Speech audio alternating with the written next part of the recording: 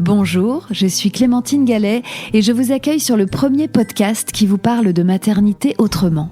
Vous entendrez ici des femmes qui vous transmettront leur histoire de mère, sans filtre. Et grâce à leur récit, vous serez, je l'espère, rassurés, réconfortés et surtout déculpabilisés. Alors bienvenue dans le merveilleux monde d'une maternité décomplexée. Bienvenue chez Bliss. Quand on commence à s'intéresser au postpartum, on n'en fait jamais vraiment le tour, tant cette période est charnière et au carrefour de thèmes aussi vastes que le couple, le rapport au corps, le sommeil et bien sûr la santé mentale. Si on a beaucoup parlé de dépression du postpartum dans Bliss, il y a encore bien des sujets à défricher et aujourd'hui on s'attaque à une maladie mentale au nom barbare et un peu effrayant, la psychose puerpérale. Si cette psychose du postpartum peut prendre bien des formes, chez Lorraine, elle a débuté avec une toute petite idée qui est venue se nicher comme ça dans un coin de sa tête. Puis cette idée est devenue un fantasme, une obsession, puis un véritable délire qui a pris toute la place dans son cerveau, au point que la vraie Lorraine s'est effacée jusqu'à devoir être hospitalisée en urgence. Avec le recul, vous l'entendrez, le délire de Lorraine peut prêter à sourire. Pour autant, la psychose puerpérale n'a rien de drôle et peut même entraîner des passages à l'acte dramatiques pour la mère et son bébé. Alors, pour nous aider à y voir plus clair dans les méandres de cette psychose, aux côtés de Lorraine, j'ai aussi invité Alice. Alice est psychologue à l'unité mère-enfant de Lille et c'est elle qui a reçu et accompagné Lorraine pendant cet épisode de sa vie, survenu juste après la naissance de son premier enfant. Dans cet épisode, elles vont retracer toutes les deux l'arrivée de la maladie, son diagnostic et sa prise en charge, ainsi que l'hospitalisation de Lorraine dans cet endroit précieux qu'est l'unité mère-enfant, où toute une équipe est aux petits soins pour s'occuper de la mère et de son bébé, bien sûr, mais aussi et surtout du lien fragile et essentiel qui les unit.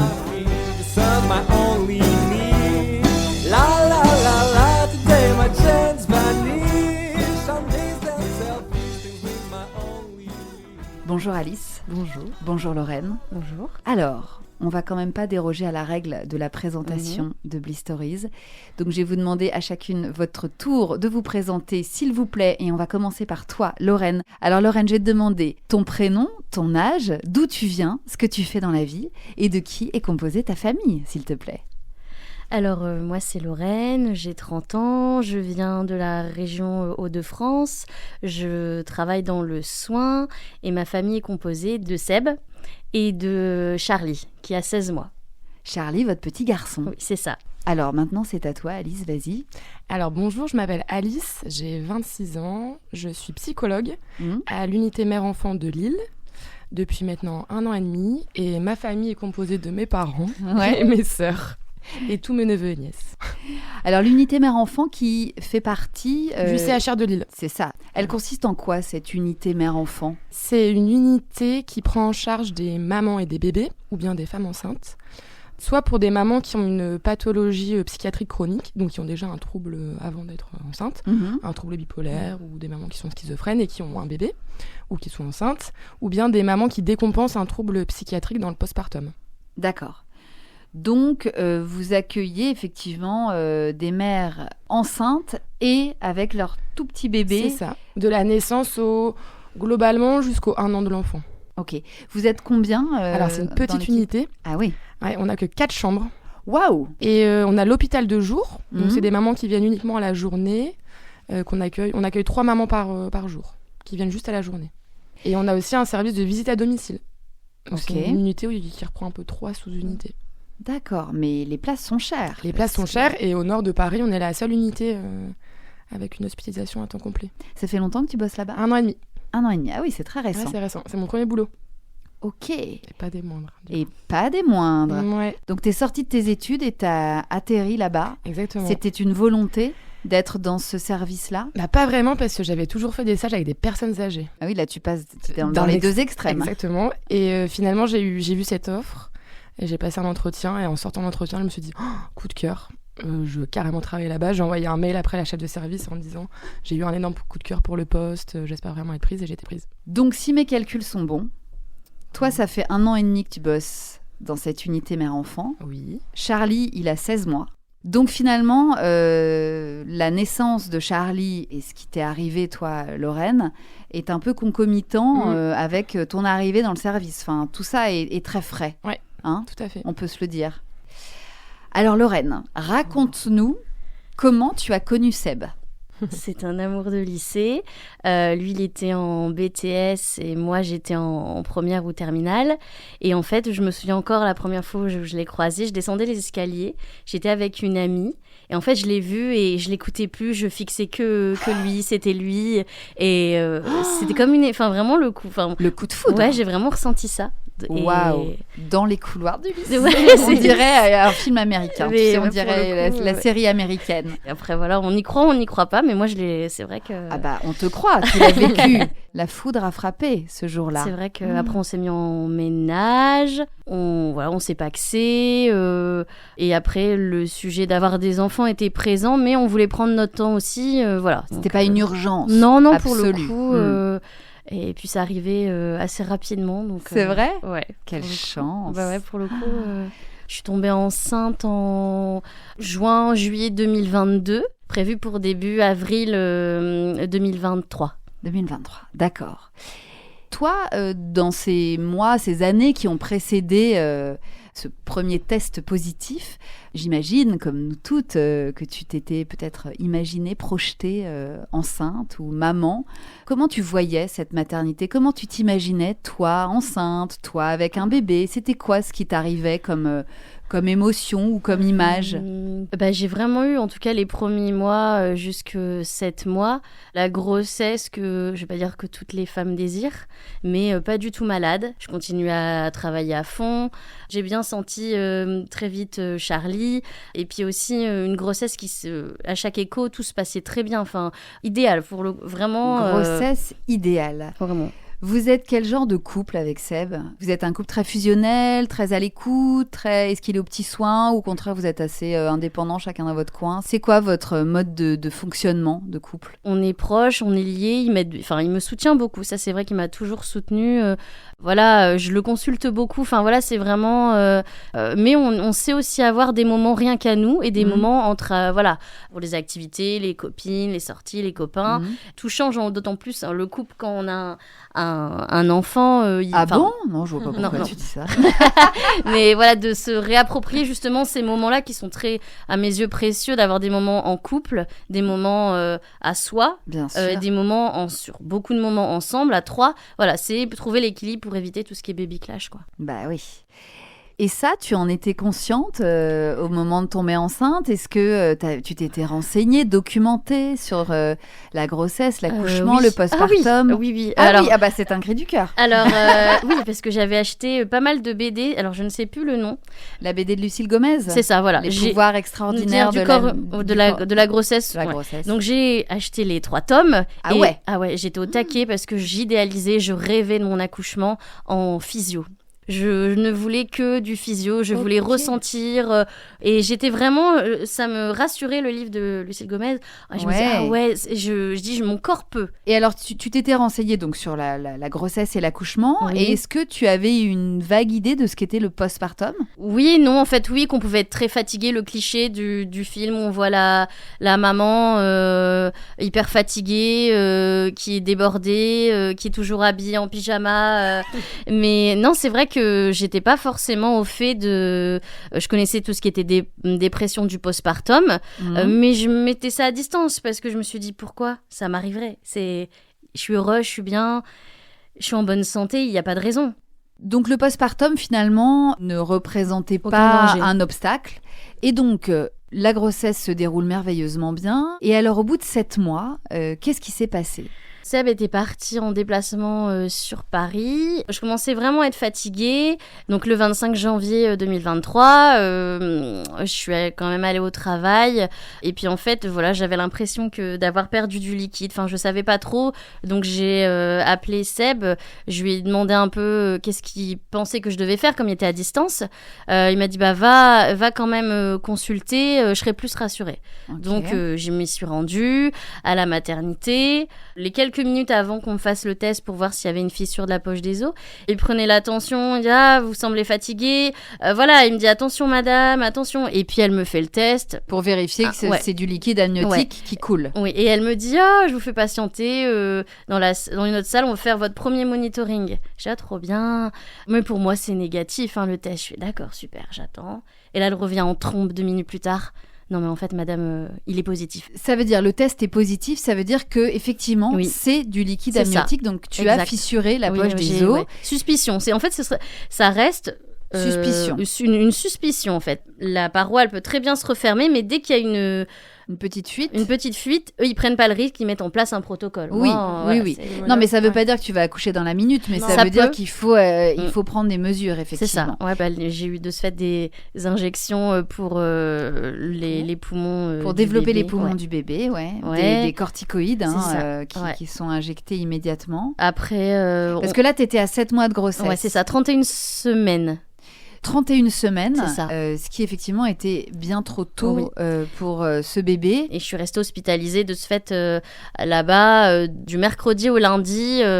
En attendant de voir comment la situation évoluait. C'est ça, exact. Monitoring tout le temps. Et de ce fait, mon premier monitoring aura été un peu vécu comme un stress. Et à chaque fois, après coup, à domicile, quand j'avais un monito, c'était un stress en fait. Ah oui. Donc, monito égale stress, quoi. Oui, parce que je l'associe en fait. Et c'est surtout aussi pour rebondir, on m'a mis en chambre. Mon conjoint, Seb est revenu de Paris en catastrophe. Il a tout lâché, il est remonté comme il a pu. Faut le temps de trajet. Et en fait, on m'avait mis sous monito, un autre monito, et d'un coup le truc il s'est éteint. Et j'ai paniqué, j'ai tout retiré. Et j'ai été dans le couloir et je pensais qu'il y avait un problème avec le bébé. Et en fait, c'est surtout cet épisode-là qui a fait que après j'avais vraiment une peur de perdre Charlie. Vraiment, je me souviens encore dans le couloir toute seule, il y avait personne.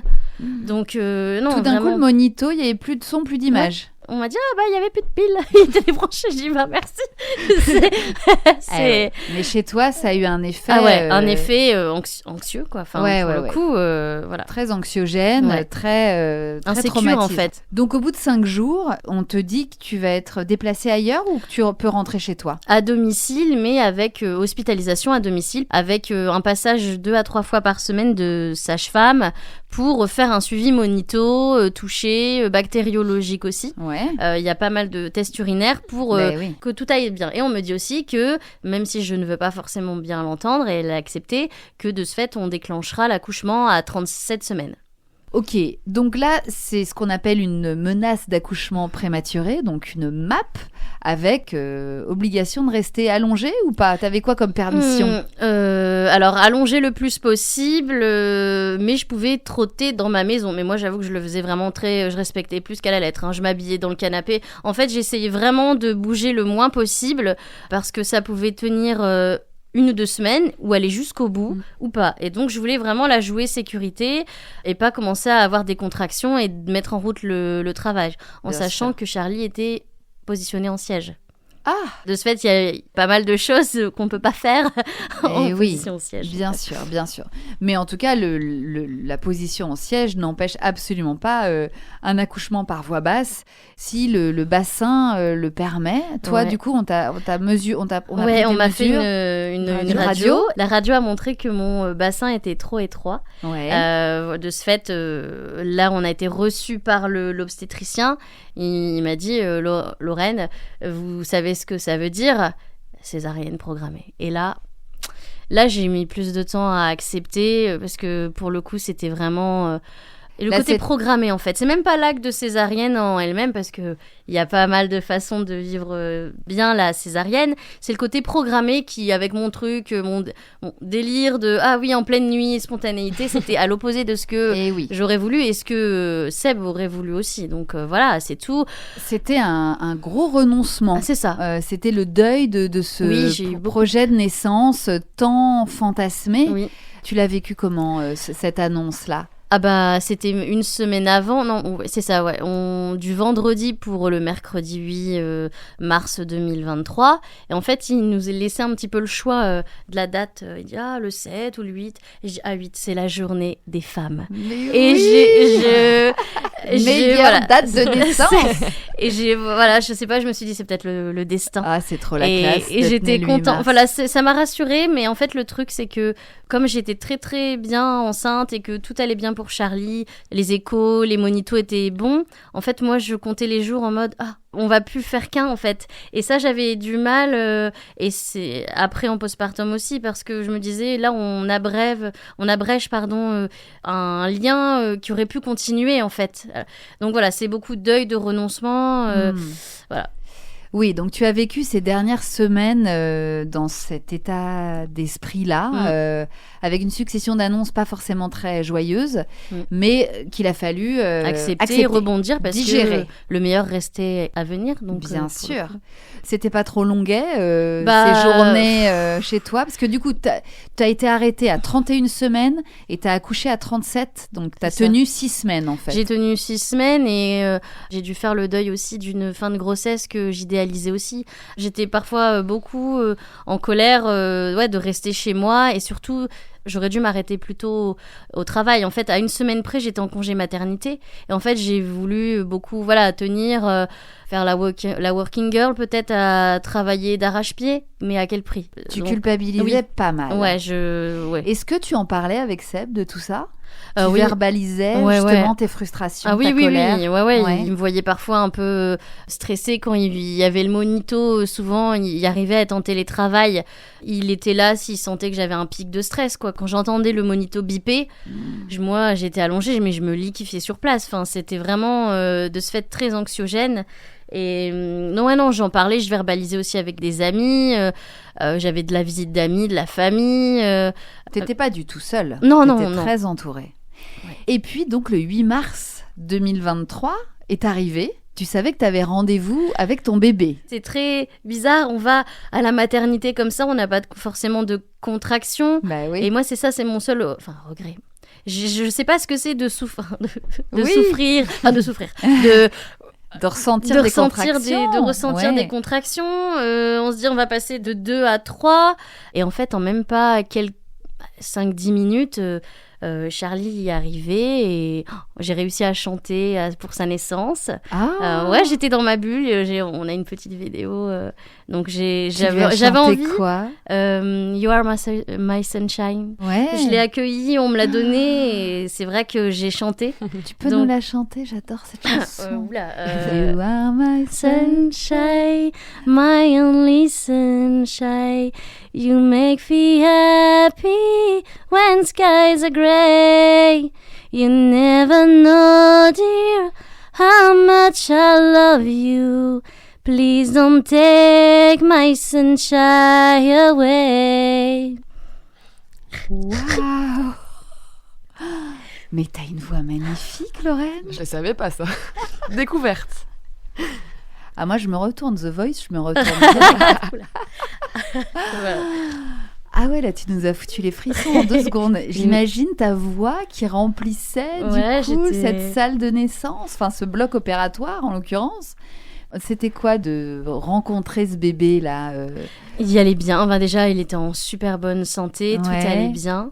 Et je le vivais bien, on m'a même proposé, j'avais pas de douleur, enfin en tout cas je ne sentais pas de douleur, on me l'a mis au sein et là j'ai adoré allaiter, il a pris tout de suite.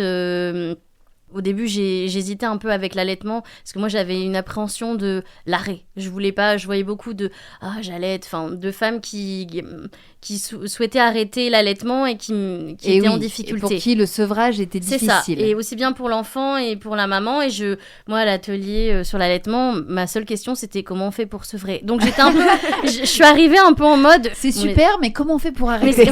Elle me regardait et voilà, je savais pas trop. Je me suis laissée guider. Donc, je l'ai eu la tétée de bienvenue. J'essayais de trouver toujours les positions avec le coussin d'allaitement, trouver la bonne position pour qu'il tète bien. Et toi, tu te sentais bien? C'était comment là d'embrasser ce ce rôle de mère, là, ces quelques jours après l'accouchement, ce bébé que tu redoutais de sortir de toi, là, c'était comment de l'avoir en extérieur, dans tes bras? L'observer. Non, ça allait au niveau relationnel. Oui, tu te sentais connectée? Connectée, ouais, pour le coup. À ton bébé. Bon, et puis alors, il a fallu sortir de cette petite bulle des 5 jours, là, post-accouchement. Comment ça s'est passé après? Le retour à la maison et la suite? Après le retour à la maison, les 3 premières semaines, c'était, on va dire, un postpartum plus ou moins classique. Ouais. Et c'est plus à partir de fin mars où je me sentais de plus en plus fatiguée, irritée. Je continuais à allaiter exclusivement et en fait, Charlie ne prenait pas assez de poids, donc j'avais un peu eu l'injonction de la pédiatre et même conseil de la sage-femme, il faut passer au tire-lait. Sa pédiatre, c'était bienveillant, hein, mais elle m'a dit de passer au tire-lait en faisant 7 à 8 fois journée et 7 à 8 fois tirage la nuit. Et moi, comme je suis peut-être une warrior, enfin voilà, je l'ai fait. Une bonne élève, en tout cas. Une bonne élève, ouais, c'est plus le terme, ouais. Une bonne élève, trop peut-être, et je l'ai fait et ça m'a épuisée. Je faisais ça jour et nuit. Ah bah oui, je comprends. Je donnais le sein, je tirais, mais lait au frigo, nanana, jour, nuit. Et en fait... Donc ça, c'était à partir de 3 semaines? Ouais, un petit... Oui, même avant un peu avant mon anniversaire, donc... Ok. Toi, tu es... Du 25 mars. Du 25 mars. Et alors, donc, t'as fêté ton anniversaire avec mon plus beau cadeau. Voilà, c'est ça, le premier anniversaire de maman, là, 3 semaines après la naissance, même pas. Ouais. C'était comment cet anniversaire? C'est là que y a des symptômes qui ont commencé à apparaître. Je commençais vraiment à être épuisée... Vraiment un épuisement psychique, plus psychique que physique, parce qu'en fait mon corps il tenait. Voilà, je commençais à être un peu à fleur de peau, je commençais parfois à pleurer un petit peu. Et le jour de mon anniversaire, Seb m'a offert une jolie bague qu'il avait mis, c'était trop mignon, il avait caché dans la couverture de Charlie. Et en fait, une bague. Je me suis accroché une idée et je me suis dit, il va peut-être y avoir une question derrière. Et là, la machine s'est mise en route. Enfin, je me suis fait même c'était une bague pour la naissance. Voilà, il me l'a dit après. Il me l'a dit, voilà, que c'était une bague. Cadeau d'anniversaire / naissance. Et pour la naissance, pour la naissance de notre fils. Et en fait, moi, je me suis enfermée dans l'idée, c'est une bague de fiançailles. Et j'ai commencé... Tu t'es raconté un scénario. Cette idée est restée, j'y pensais pas tout le temps, mais est restée dans ma tête au point que j'ai commencé à me faire des scénarios. Et ça, on était fin mars. Donc, d'accord. Qu'est-ce que ça a provoqué chez toi, le fait qu'il n'y ait pas cette question et cette demande, parce que ça peut arriver on s'attend, j'ai entendu ça plein de fois, de femmes qui t'ont précédé me disant je m'attendais à ce qu'il me donne un âge, c'est pas venu. Tu vois, c'est des trucs qui peuvent arriver, et puis on est déçus, voire même un peu contrariés, plus, et puis ça passe. Là, ça n'est pas passé. Là, c'est un truc qui est resté et qui t'a mise dans quel état? En fait, je me suis fait la réponse à moi-même. Je me suis fait la réponse que j'avais envie d'entendre. C'est-à-dire? C'est-à-dire, on allait se marier et que voilà. Et tu lui en as parlé à Seb? Non. Au début, je lui disais c'est pourquoi. Et quand il m'a dit c'est pour la naissance de Charlie et puis voilà pour ton anniversaire, là c'était clair. Là, il me l'aurait dit maintenant à l'instant T, c'est clair. Oui. Mais là non, je sais pas. À l'époque, c'était pas clair. Toi, je me suis accrochée pas tout le temps. C'est de temps en temps, je pensais à cette idée et après cette idée, elle a pris plus de place, c'est devenu quelque chose d'autre, c'est devenu un scénario, c'est devenu... L'effet boule de neige. L'effet boule de neige. C'est devenu une boule de neige qui a pris toute la place dans ta tête, c'est ça? Oui. Pour qu'on comprenne, du coup, donc ça c'est le jour de ton anniversaire. Et les jours d'après, donc tu ne penses qu'à ça? Non, c'est de temps à autre. Par exemple, Seb était en train de travailler en télétravail à l'étage. Moi, je ne crois pas qui a repris le travail. Pour moi, non, il prépare une surprise pour moi, le VJF. Je laisse même Charlie dans son landau et je dis, je vais faire un tour. Et en fait, non, il travaille vraiment. Donc, il descend et dit, non, Lorraine, je suis en train de travailler, il y a Charlie. Et moi, je le crois pas. Je dis, il prépare. Et par moments, je reviens reconnecter à la réalité sur le chemin où je vais faire mon petit tour de 10-15 minutes. La Sécu m'appelle et je pense que c'est des amis qui me font une blague. Et je dis même... Pour préparer le mariage. Oui, le kidnapping. Le kidnapping. Voilà, de le VJF. Ouais. Et en fait, voilà, je me fais un scénario, mais par moments, j'arrive à quand même reconnecter à la réalité en disant... Ah bah non. Mais bon, je vois bien que là, Seb, il s'inquiète. Enfin, il commence à... Voilà, il y a des questionnements. Mes parents m'ont vu aussi entre-temps. Tu leur en parles à tes parents? Non, mais ça ils m'ont vu. Donc, ils voient que je suis très agitée, enfin, très sur les nerfs, un peu à fleur de peau, un peu sur la défensive, speed. Donc, ils te reconnaissent pas? Non, ils me reconnaissent pas. Et donc, voilà, ça inquiète, même des amis proches. Mais est-ce que, par exemple, tu dis à tes copines... Seb m'a demandé en mariage. Non, en fait, je me garde, c'est vraiment quelque chose... Ça, c'est que avec toi-même. C'est entre moi et moi. Entre toi et toi. Mais tes copines voient quand même qu'il y a un truc qui tourne pas rond.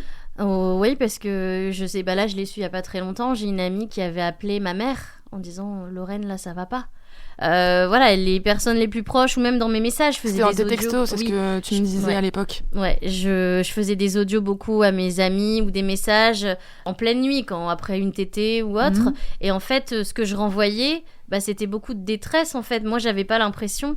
Et en fait, ça inquiétait en fait mes messages. C'était quel genre de message ? Je suis fatiguée, mais bon, ça va. Enfin, voilà, c'était très... En fait, j'avais plus de... Très confus, très désorganisé. Ouais, c'est ça. Très désorganisé. Ça allait un peu dans tous les sens. Oui, ça passait du coq à l'âne, quoi. C'est ça. On dit, Et tu dormais ou pas à l'époque ? Je sais plus où t'as commencé à plus dormir. Comme je me réveillais, je me réveillais, mais en fait, au lieu de me rendormir... je prenais mon téléphone, j'achetais beaucoup sur Vinted, et en fait, j'achetais plein de trucs. Alors... pour Charlie, et en fait je me rendormais pas tout de suite, je restais peut-être 1 heure sur le téléphone avant de pouvoir me rendormir. Et oui. Et j'ai fait qu'une seule sieste en postpartum, une seule. Ah oui, c'est pas beaucoup. Est-ce que toi aussi, tellement persuadée qu'il allait y avoir ce mariage, tu commençais à regarder des trucs, je sais pas, sur Pinterest, des idées de déco, des robes de mariée, je sais pas, jusqu'où est allé ce fantasme-là ? Si, j'ai fait ça, apparemment, c'est Seb qui m'a dit ça, il me donnait son téléphone pour m'occuper, on va dire ça, et en fait, j'avais été sur un site préparer son mariage, et j'avais contacté quelqu'un et tout, mais voilà, je parlais pas, en fait, je commençais vraiment à me je sais pas comment expliquer, à me renfermer sur moi-même, donc j'étais en train de faire ma petite recherche. Ta petite recherche voilà. Pour ton mariage imaginaire. Donc après ton anniversaire, tu passes quelques jours comme ça à l'ouest, dans cette idée de mariage et un peu à côté de toi, à côté de toi-même, et non ? J'ai des propos un peu, je me réveille en pleine nuit, je pleure, j'arrive pas à me poser, j'arrive pas à me reposer. Et ça commence donc à alerter tes proches. Ah bah oui, je suis carrément désorganisée. Oui. Et alors au bout d'une semaine, qu'est-ce qui va se passer ?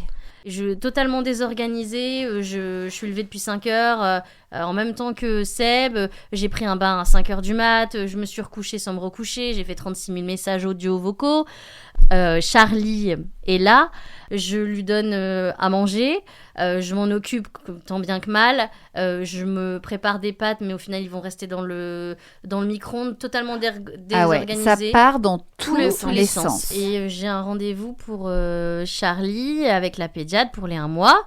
À la maternité ? Oui, à la maternité où j'ai accouché.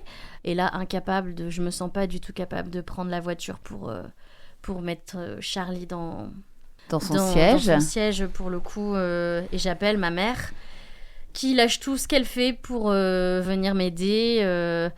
On arrive à la maternité. J'arrive en retard, bien sûr, parce que je me suis réveillée à la dernière minute. Et en fait, elle décide de m'hospitaliser. Là, la pédiatre voit tout de suite qu'il y a un problème. Ouais, elle l'a même mis sur le carnet de santé de Charlie, hospitalisation mère-enfant pour l'interrogation. Et toi, face à cette pédiatre, est-ce que tu sens que c'est un endroit aussi où tu peux te décharger un peu, ou au contraire, tu fais comme si de rien n'était ? Moi, en fait, comme je suis dans un truc...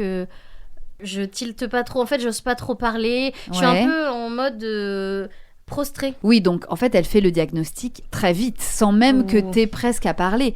Alice, peut-être tu peux nous éclairer là-dessus. Je pense que t'étais un peu méfiante. Oui, c'est ça, plus de la méfiance. Méfiance, et puis il y avait ta maman, donc je pense que c'est elle qui a un peu tenu la consultation pédiatrique, mais à mon avis, tu devais avoir des propos qui allaient, je pense, dans tous les sens à ce moment-là. Et que rapidement, peut-être pas le diagnostic a été posé directement par cette dame, mais qu'en tout cas, c'était pas adapté. Oui. Dépression ça n'allait pas. Peut-être. Et oui, parce que toi, tu disais, mais non, je suis juste fatiguée, ça va aller, vous inquiétez pas. Et cette dame, je pense qu'elle a quand même vu que c'était pas une dépression du postpartum. Ouais. Oui, qu'il y avait plus que ça. En tout cas, donc, c'est la première fois qu'on note sur ton dossier hospitalisation mère-enfant, point d'interrogation. Ouais. Je me souviens qu'elle me regarde. En plus, c'était encore la période où on mettait le masque. Elle me regarde, elle regarde Charlie, elle regarde ma mère, qui est un peu désemparée. Elle est en contact avec Seb aussi par téléphone, parce que voilà, elle voit bien qu'il y a un problème. Mais elle préfère, dans tous les cas, que je sois hospitalisée 2 jours pour voir un petit peu en fait une évaluation. Enfin, je sais pas. Pour évaluer ton cas. Donc dans la foulée, en fait, elle te garde. Oui. On restera de nuit. D'accord. Est-ce que tu te souviens si tu es soulagée d'être hospitalisée ou si tu ne comprends pas pourquoi on te garde? Ah bah pour moi c'est mon EVJF qui va commencer, on va venir. Elle est encore dedans. On peut pas oublier ça. Je suis dans mon truc où mes amis, enfin voilà, pendant un petit temps. Tout ça est un scénario encore. Oui. Tout ça fait partie du plan. Par moment, je reviens à la réalité. Je dis non, mais non, c'est... Et c'est confus. Je dis, mais ils vont venir. L'obstétricien qui m'a accouchée, quand même, il y a autre chose à faire que de venir voir une ancienne patiente. Il est quand même venu me voir pour me dire bonjour. Et là, en fait, c'est comme tu dis, je suis méfiante. En fait, je suis méfiante de tout professionnel de santé parce qu'en fait, je me dis, oh là là, ils vont empêcher mon EVJF parce qu'on est dans un hôpital. Et en fait, par moment, tout va bien. Et c'est là qu'on a arrêté aussi un peu l'allaitement exclusif. On est passé aux nourettes pour Charlie. La veille. C'est quoi les nourettes? C'est un truc du Nord, peut-être. C'est les mini biberons qu'on a à la maternité. Ah, d'accord. Je connaissais pas ce petit mot. Nourette. C'est trop mignon. Ouais. D'accord. Oui, donc finalement, pour toi, être hospitalisé ne signifie pas être mal.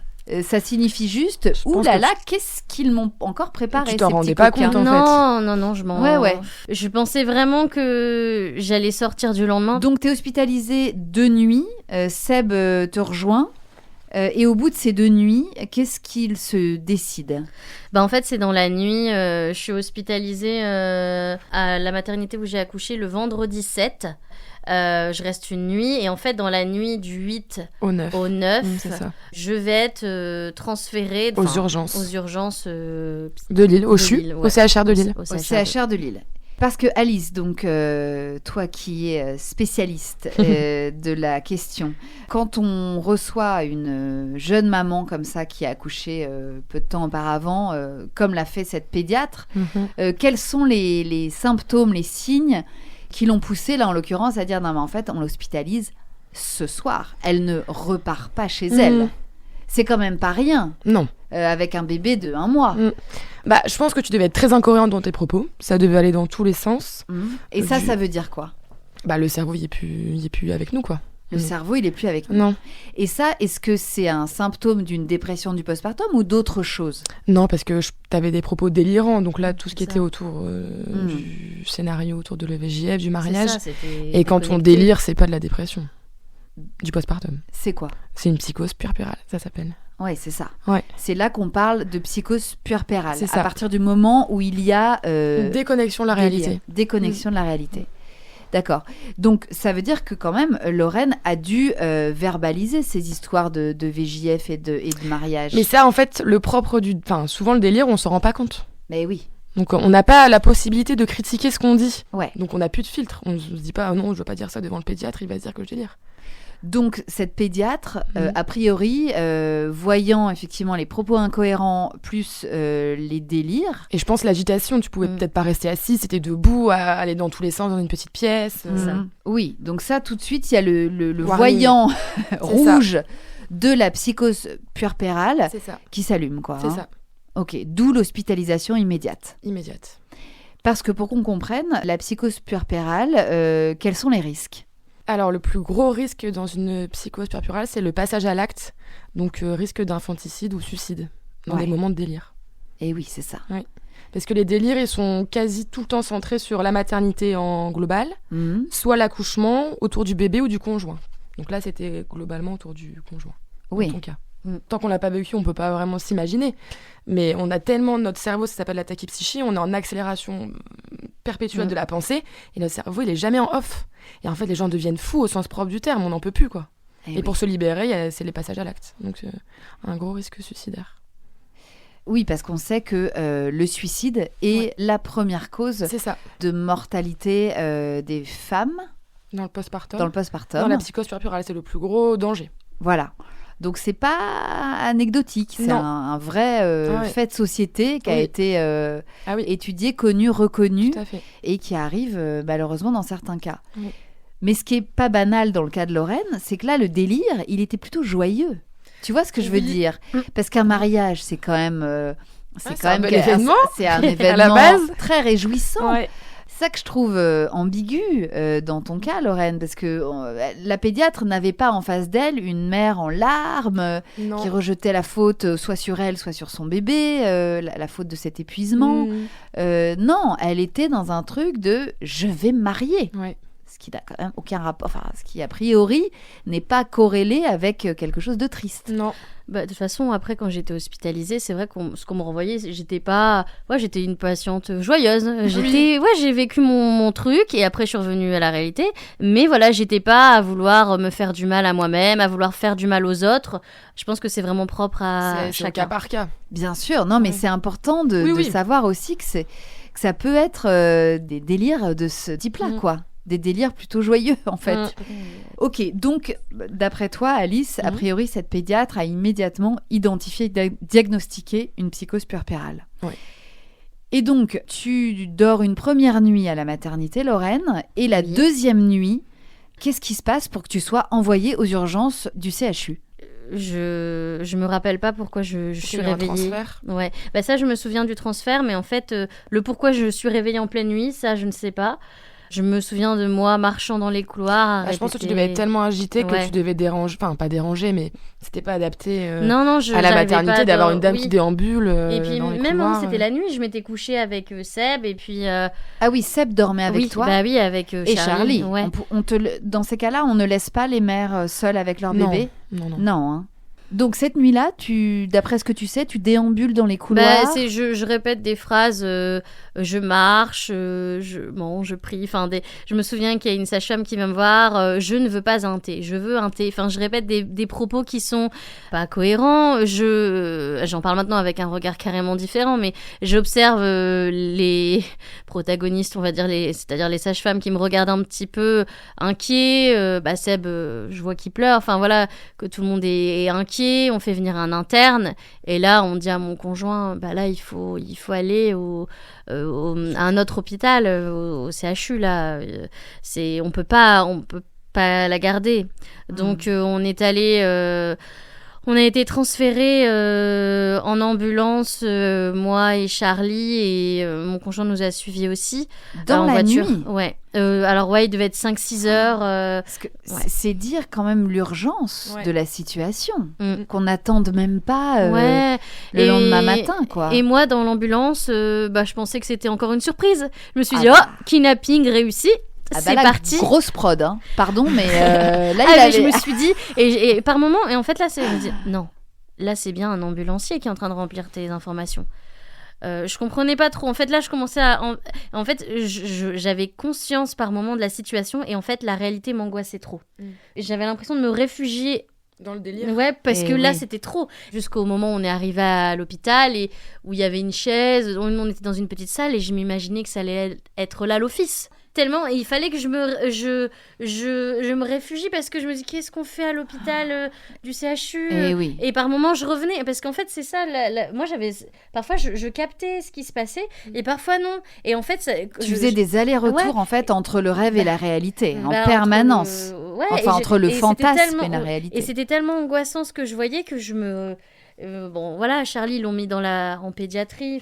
Donc là, vous arrivez aux urgences du CHU. C'est aux urgences, ouais. Donc là, Alice, comment ça se passe, toi qui connais les lieux, quand on amène comme ça une famille, parce qu'ils sont tous les trois aux urgences, c'est quoi le protocole ? Dans ces cas-là, en fait, on est reçu par un psychiatre. D'accord. Qui fait un entretien et qui essaye de mettre un diagnostic s'il y a. Ouais. Se faire ausculter d'un point de vue somatique, le cœur, la tension, un petit check-up global. Ouais. Donner des thérapeutiques un peu pour apaiser au tout début, mais je pense que toi t'avais dit non. Ouais, non, j'étais des thérapeutiques, des médicaments. Des médicaments pour un peu apaiser, un peu calmer l'agitation. Mais je pense que t'avais dit non, toi tu voulais pas. Oui, j'étais très récalcitrante. Je me laissais pas faire en fait. Je voulais pas. Toi, tu disais mais non, je suis juste fatiguée, c'est une dépression, voilà. laissez-moi. Ouais, j'étais dans mon truc. Et non, je voulais pas spécialement prendre quelque chose pour m'apaiser. Bon, au final. On m'en a quand même donné. Bah, c'est Seb qui a négocié pour que tu le prennes. Oui, voilà, c'est ça. Il a fallu qu'il négocie rudement pour que je le prenne. Et après, je me suis retrouvée. En fait, donc après le diagnostic du psychiatre, il y a un transfert qui a été effectué en psychiatrie adulte, du coup. Ouais. Et c'est en fonction du secteur. C'est sectorisé, en fait, la psychiatrie. Et du coup, comme par hasard, mais vraiment le plus grand des hasards, t'as été transférée dans... Oui, juste à côté. Juste à côté. Enfin, c'est une cour en face de mon bâtiment. Donc, je l'ai vu dès le début, mais on se connaissait pas encore à l'époque. D'accord. Mais donc, c'était pas encore l'unité mère-enfant. Non, en fait, la psychiatrie adulte de son secteur, qui n'appartient pas au CHU, elle est collée à notre bâtiment.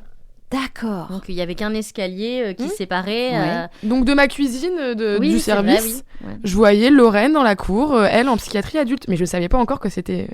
Mais tu te souviens d'elle? Ouais. Pourquoi? Parce que tu coloriais beaucoup dehors. Oui, là, je vais essayer de m'occuper. Ouais. Donc, bah ouais. Oui, c'est... Ouais. Et en fait, on avait quand même eu écho des personnes qui travaillent où tu étais en psychiatrie adulte, qui étaient montées chez nous pour prendre un tire-lait en disant bon, bah, on a une patiente, en ce moment, c'est un peu compliqué, je pense qu'elle va venir chez vous. Donc, on avait déjà un peu eu écho de la situation. D'accord. Donc là, Lorraine, tu arrives dans cet hôpital... Et c'est une nouvelle hospitalisation qui démarre là. Ouais. Hein? Toute seule. Toute seule. En psychiatrie adulte. Ouais, avec tout profil. Avec tout profil. Je sais que je n'ai plus Seb avec moi, donc je suis... Oui. Tu te souviens de cette séparation-là, de ce moment où on te dit, bah en fait, tu vas rester là. C'est flou. Et Seb et Charlie repartent. Je me souviens de Seb se mettre accroupi, prendre les affaires, dire je vais revenir. Totalement paniqué aussi parce que à savoir que là moi il y a ça mais il y a aussi sa réalité à lui qui a été de gérer un bébé d'1 mois jour pour jour, pas seul parce qu'on était étayé, soutenu, mais en tant que parent, couple parental seul, la détresse aussi de et puis un bébé allaité, non, ça aussi. Alors pour le coup Charlie a été très coopérant. Très coopérant. Il est passé du sein au biberon du jour même. Sans souci. Il n'a pas eu de mots, pas de retentissement, rien du tout. Moi, là, je pensais plus à Seb. Charlie était dans un coin de ma tête. Mais j'étais plus terrorisée. J'étais plus inquiète de lui. Où j'étais. Bon, au début, quand je suis arrivée, je dis je signe où? C'est où le registre pour le mariage? Le registre. Non. Bien sûr. Bah oui, tu étais encore dedans. Oui, j'étais encore dans la salle de. Moi, j'étais arrivée à la... C'était les acteurs là du mariage. Les acteurs du mariage. C'était Hollywood quoi. Ouais. Ah ouais. Mais c'est bien beaucoup avec de du figurants, recul. Beaucoup de figurants. Ouais, beaucoup de figurants. Finalement des gens invités à ton mariage que tu n'avais connais jamais pas vu forcément. C'est ça. Et à la fois pourquoi pas. C'est toi ça. t'étais open. Ouais, et avec du recul, voilà, j'arrive à en rigoler. Pardon, non, mais oui, on en mais rit je sais, mais que... j'ai fait voilà, c'est parce que voilà, de l'eau a coulé sous les ponts. Et puis c'est pour ça aussi que je suis là, bien sûr, pour en parler et que voilà, et tu en parles avec le sourire. Oui, mais c'est vrai que depuis notre réalité, la réalité, voilà, c'est vrai que c'est commun des mortels. Du commun des mortels. Non, imaginez que tu arrives dans cette unité psychiatrique pour adultes et te dire encore que dans ça fait partie de l'organisation du mariage. C'est vrai que ça dans paraît... ma tête là, j'en parle pas. Là, pour le coup, je le garde que. Oui, mais voilà, et c'est vrai que je vais être 3 semaines, 3 semaines. Donc tu vas passer 3 semaines dans ce service-là. C'est ça. À la fin, j'ai eu 3 jours de permission avant de pouvoir intégrer l'unité mère-enfant. D'accord. Vous, à l'unité mère-enfant, Alice, l'idée, c'est que là, Lorraine, elle avait le profil idéal quand même, non? Tout à fait. Donc, comment ça se passe? Toute l'équipe se met en branle pour essayer que les patientes comme Lorraine puissent arriver chez vous le plus vite possible? Parce que ça paraît long, 3 semaines. Le plus vite, oui et non, parce qu'en fait, ils doivent être stabilisés avant d'arriver. Ah. Donc nous, en fait, on ne prend pas de l'urgence. Donc, il fallait un minimum qu'elle soit stabilisée et pouvoir s'occuper à un minimum de Charlie. Je comprends. Et la place, parce que bon... Oui, parce que tu nous as dit qu'il n'y avait que 4 lits. C'est ça. Et souvent, les mamans, elles font, en psychose puerpérale, elles font quasi à 100% un passage en psychiatrie adulte seul avant. Ok. À chaque fois. Comment se sont passées ces 3 semaines en psychiatrie adulte? J'ai organisé mon... Elle se marre. Elle a organisé son mariage. Elle était tétée sur Pinterest. J'ai fait les coloriages que je faisais. Les coloriages. Pour la déco. Non, mais à la fois, tant mieux, j'ai envie de te dire. Enfin, je sais Non, pas, j'ai eu des tu moments te protégeais énormément. En allant mieux avec certaines thérapeutiques, je m'occupais j'attendais les visites de Seb, de qui venait mes parents. Combien de fois par... Quasi tous les jours. Il est toujours venu me voir. Avec Charlie?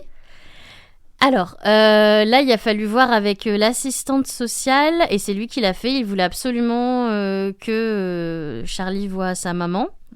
Et j'ai réussi à le voir 3 fois. 1 fois par semaine. 3 fois en 3 semaines. Il est encore tout petit, c'est vrai qu'il faut être disponible psychiquement bien pour sûr. le porter, sur pas mal de choses. Donc c'est vrai que ça, c'est après coup, en allant beaucoup mieux, j'ai eu du mal à accepter le fait d'avoir été séparée 1 mois. On se dit, purée, 1 mois, c'est... Et de pas y avoir pensé... Enfin, c'est surtout ça. Oui, en tout cas, sur le moment, ça ne t'a pas... Il était là... coûté plus que ça. Ben non, tant mieux, parce tant que mieux. j'étais focus sur Seb. Seb. Pas disponible. J'étais pas disponible en fait. Pour Charlie. Alice, Oui. explique-nous un peu plus en détail ce que c'est que cette psychose puerpérale. Pourquoi il faut autant de temps pour la stabiliser? Quels sont les symptômes du plus au moins? Et surtout, est-ce que ça se guérit ou est-ce que ça peut dévier après sur d'autres psychoses? La psychose puerpérale, c'est une urgence psychiatrique et aussi thérapeutique, parce que sans thérapeutique, il n'y a pas de solution, malheureusement. Ouais. Ça touche 1 à 2 femmes pour 1000 maintenant. Ok. Je pense qu'en réalité, c'est un peu plus... là, c'est des dernières stats, je pense, de 2018. Donc, je pense que maintenant, c'est plus en réalité. Nous, on en a quand même pas mal. Hein. Ah ouais. Et c'est une maladie psychiatrique qui survient dans les premières semaines après la naissance. Première semaine, donc jusqu'au... Toi, c'était donc au bout de 1 mois. Mais il y a vraiment un pic à J10, qui est vraiment notable. Ah ouais. Quels sont les profils des mères qui se retrouvent dans cette situation-là? Est-ce que c'est, comme Lorraine, des femmes qui n'ont pas forcément un passif psychiatrique, ou est-ce qu'au contraire, il y a un terrain? Quels sont les profils que vous retrouvez, vous, en unité mère-enfant? Alors, il y a des facteurs de risque. Ouais. Donc, c'est un facteur de risque, donc c'est pas automatique. Bien sûr, avoir des antécédents psychiatriques personnels avant la grossesse ou familiaux, c'est un terrain, mais c'est pas obligatoire. Un autre facteur de risque, c'est que ce soit une première grossesse. Ah oui. Ouais. Et aussi l'âge, ça peut être un facteur de risque après 35 ans. Ok. Donc, voilà. Et c'est des femmes qui sont assez anxieuses et rigides. Ah ouais, qui aiment bien contrôler. Je dis pas que t'es rigide, hein. Oui, je sais bien. Mais c'est des femmes qui sont un peu dans le contrôle. Oui, qui lâchent pas prise. Voilà. Et qui sont obligées, en fait, d'abandonner plein de choses qu'elles auraient voulu contrôler. Ah non, oui, c'est ça. C'est des femmes qui sont très dans le contrôle en se disant mon postpartum il va se passer comme ça, le sommeil ça va aller comme ça. Comme toi tu t'étais beaucoup renseignée, et quand ça se passe pas comme ça fait un grain de sel dans la machine, et c'est des fois comme ça que ça... C'est une perte de contrôle, parfois pour certaines, hein, c'est pas automatique. Ouais. Mais souvent, c'est comme ça. Et ça commence, nous, l'indicateur, c'est des dames qui arrivent, en visite de préadmission, qui n'arrivent plus à dormir. Qui n'arrivent plus à dormir. Incapacité à dormir. Donc, ils sont en éveil permanent. Des insomnies quasi totales, hein, donc c'est pas fermeture de l'œil. Et en fait, tellement leur cerveau, il en surchauffe, ça ne s'arrête pas. Donc ça crée une angoisse de ce soir, je vais retourner dans mon lit, je vais encore pas réussir à fermer l'œil. Et en fait, c'est donc l'effet de boule de neige. Et après, ça commence à une grosse habilité de l'humeur. Donc toi, tu disais des rires aux larmes et des idées délirantes. Ça, c'est... De type, tout le monde est en train d'organiser mon mariage. C'est ça. Mais ça peut être bien moins rigolo. Des dames qui ont l'impression de tuer leur bébé, ou que c'est pas leur bébé qui est sorti d'elle. Mais c'est vraiment déconnecter de la réalité. Des trucs, Et c'est ça qui peut, j'imagine, dans les cas les plus atroces, pousser à des infanticides. Ouais. Ça paraît fou d'imaginer ça, mais le délire est poussé tellement loin qu'effectivement elles passent à l'acte sur leur bébé. Elles passent à l'acte en pensant que c'est pas leur bébé. Ouais, ou c'est un démon, ou c'est un il veut démon du mal, ou c'est pas mon bébé, ou quand c'est un suicide, c'est parce que c'est vraiment une telle souffrance psychique interne que ça, c'était une dame qu'on avait reçue aussi juste avant, tellement elle était en souffrance, elle avait envie de se jeter du 50e étage à Singapour, et par chance il y avait son père qui l'a retenue, mais tellement elle était en souffrance interne psychique, elle n'en pouvait plus, c'était la seule échappatoire. Ah là là, c'est fou. Ouais. Tu dis que ça touche 1 à 2 femmes sur 1000. Oui. Et vous, à l'unité mère-enfant, c'est principalement ces typologies psychiatriques que vous recevez ? Non, on a de tout, nous. Et justement, je faisais un peu le calcul pour un peu évaluer combien par an on en avait. Je pense qu'on en a environ 12 par an, donc 1 par mois. Ah ouais. Là, actuellement, on en a 2 sur 4 lits, tu vois. Mais des fois, on n'en a pas pendant 2 mois, 3 mois. Ah d'accord. C'est beaucoup quand même, une moyenne de 1 par mois. Enfin, je sais pas, ça me paraît pas mal quand même. Ouais, c'est pas mal. Après, il y a des, je veux pas dire qu'il y a des niveaux, mais au plus c'est pris rapidement en charge, au moins il y a de dégâts, au moins le délire va loin, au moins il y a toute une agitation. Donc il y a des fois des dames qui tombent sur des très bons médecins et qui ont très bons réflexes d'aller aux urgences et qui sont tout de suite pris en charge et elles n'ont pas le temps de monter si haut. Et ça dure combien de temps, en général, un épisode de psychose puerpérale ? En gros, globalement, on compte 2 mois d'hospice. Eh oui, quand même. Ouais. Il faut ce temps-là. Enfin, 2 mois d'hospice en unité mère-enfant chez nous. Donc là, il y avait 3 semaines avant. Sans compter la période de stabilisation. Voilà, quoi. sans compter l'urgence, entre guillemets, dans la crise. Ouais. Et quand on sort, il y a l'hôpital de jour. Et je pense que pour se rétablir vraiment de sa psychose puerpérale, il faut compter 1 an. Franchement. Ouais. Pour encaisser, avoir digéré, parce que c'est quand même un tsunami, comme on disait à chaque fois chez nous. Un éclair dans un ciel d'azur. Un éclair dans un ciel d'azur. À retenir pour. Ouais. Non, mais c'est vraiment ça, parce que moi, le ciel était très bleu chez toi, Lorraine. Pour expliquer, je donne cet exemple-là, ou alors le raz-de-marée, le tsunami sur la ville, et en fait, tu vois, il n'y avait plus de village, et après, il a fallu réapprendre. Reconstruire, brique par brique. Ouais. Ok, donc vos trajectoires, vos destins te rejoignent là dans ce CHR de Lille, où toi, Lorraine, tu passes plusieurs semaines. C'est ça. 3 semaines dans l'unité psychiatrique. Oui, c'est ça. Et après, j'intègre. En face de ton bureau. En face de mon bureau. Tout à fait. Et donc, tu la vois colorier dans la cour. C'est ça, pour m'occuper. Je pense qu'il voulait voir si j'étais en capacité de me poser et de faire des activités posées. Parce que c'est vrai qu'au début, j'étais assez, j'imagine, très, très agitée. Donc, le fait de rester posée sur un coloriage, un livre, ça demande quand même d'arriver à lâcher prise au niveau corporel ou autre. Donc, c'est un bon indicateur, effectivement. Donc, parce qu'au début, t'en étais incapable de faire un coloriage. J'étais un peu, je pense T'étais une pile électrique. Oui, c'est ça, un peu une pile électrique. Donc, eux, avant de me transférer dans un secteur où il y a des mamans avec des bébés, il faut quand même être plus ou moins stable, calme. Et donc, oui. Voilà. Et donc, tu as été médicamentée dans cette unité psychiatrique ? Oui. Ouais. Tu te souviens de tes sensations, C'est plus les nuits où vers la fin, j'avais hâte de partir. Parce que comme j'allais de mieux en mieux, j'avais tout reconnecté, le rythme de sommeil, l'hygiène, manger, un rythme comme tout le monde. L'hygiène de vie, voilà. Ouais. Et c'est vrai que j'avais plus envie de... je comptais les minutes. Ça, c'est plutôt bon signe. Ah oui, ça veut dire que tu ne te...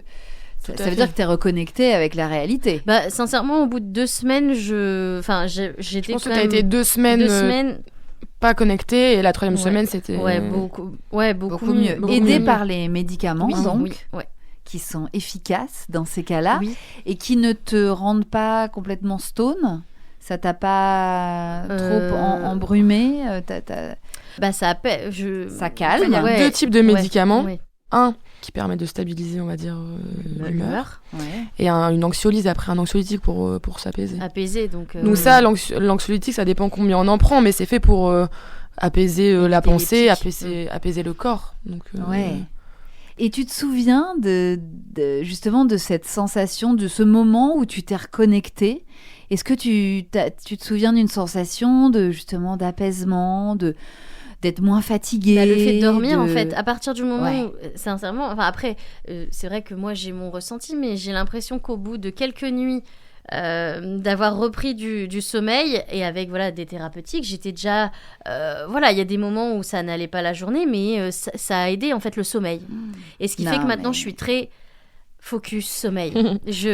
C'est un traumatisme. En fait, si j'arrive, c'est rare, je dors très très bien. J'ai toujours été une bonne dormeuse, mais si jamais ça arrive que pour une nuit, je sais pas, je vais mettre une demi-heure ou 20 minutes, je me dis mon Dieu, alors que je m'endors, mais je me dis et si. C'est vrai, c'est fou comme le sommeil, la privation de sommeil, c'est une torture, et ça va très vite.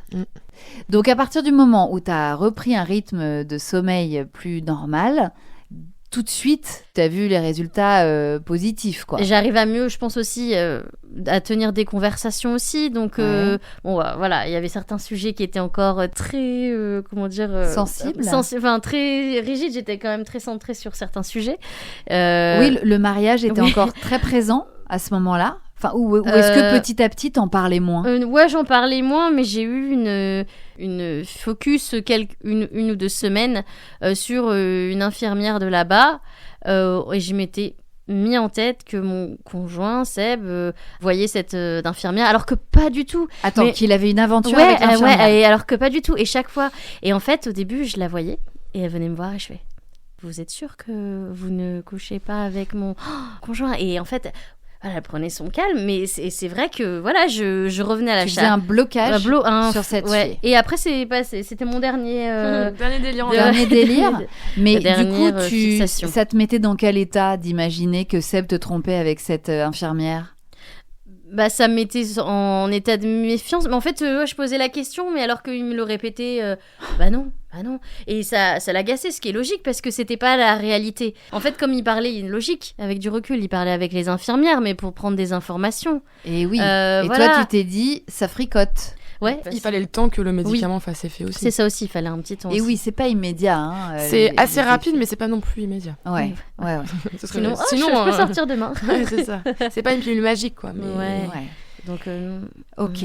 Est-ce qu'il y avait d'autres femmes de ton âge, dans la même situation que toi, en attente de... Non, il y avait... T'étais un peu toute seule dans ta catégorie ? Oui, c'est pour ça où j'avais quand même des visites vraiment de mes parents, de mes beaux-parents, de Seb, très très très régulières, parce que il y a des personnes, ils avaient leurs propres problèmes, leurs propres problématiques, et là moi j'étais une jeune maman, ma place elle était pas là, on le savait tous, mais faute d'eux, bien sûr. Et donc au bout de 3 semaines en psychiatrie adulte, t'as eu cette permission, c'est ça, 3 jours avant d'intégrer l'unité mère-enfant, ouais. parce que là il y a une place qui s'était libérée chez vous, Alice. Ça devait être ça, je pense, ouais. Et toi, Lorraine, tu savais que tu allais intégrer un nouveau service ? Oui, c'était la condition de toute façon. Oui, tu pouvais pas rentrer chez toi. Donc, tu as eu quelques jours de répit chez toi. Ouais. Où tu t'es fait des shoots de bébés, là. Comment ça s'est passé ces 3 jours ? Ça devait être particulier de revenir en sachant que tu allais repartir 3 jours après. Je me suis occupée de Charlie comme je pouvais. J'étais épaulée avec Seb. Ce week-end-là, il y avait mes beaux-parents. Oui, parce que j'imagine qu'il y a toute une organisation qui s'était mise en place pendant ton absence pour permettre à Seb de continuer à bosser.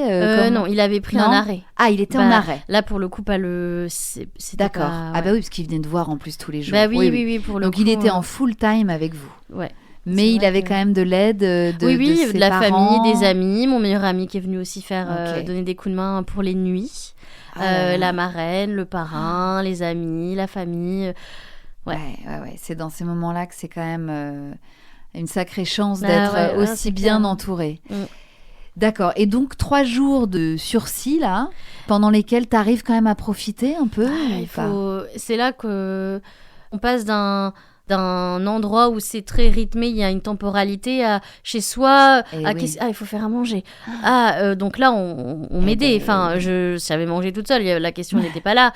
Même rythmer les journées, retrouver même les nuits, parce que bébé se réveille la nuit.